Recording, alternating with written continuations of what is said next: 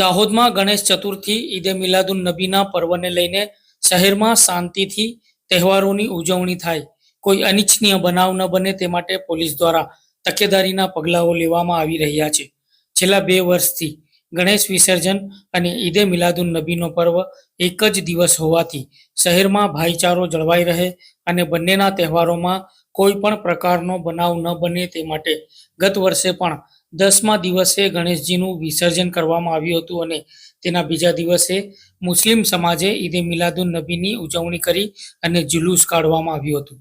ત્યારે વર્ષ 2024માં પણ 16મી સપ્ટેમ્બર 2024ના દિવસે ઈદે મિલાદુન નબી અને ગણેશ વિસર્જન બંને એક જ દિવસ હોવાથી બંને સમાજના તહેવારો શાંતિપૂર્ણ માહોલમાં પૂર્ણ થાય તે માટે પોલીસ દ્વારા પ્રયાસો કરવામાં આવી રહ્યા છે અને તેના ભાગરૂપે દાહોદ એ ડિવિઝન પોલીસે દાહોદ શહેરના સરસ્વતી સર્કલથી બિરસા મુંડા સર્કલ, હુસેની મસ્જિદ, તળાવ, જનતા ચોક, એમજી રોડ, નગરપાલિકા, Yadgar Chowk, SP Patel road, Birsa Munda circle થઈ એ ડિવિઝન પોલીસ મથક સુધી ફૂટ પેટ્રોલિંગ યોજવામાં આવી હતી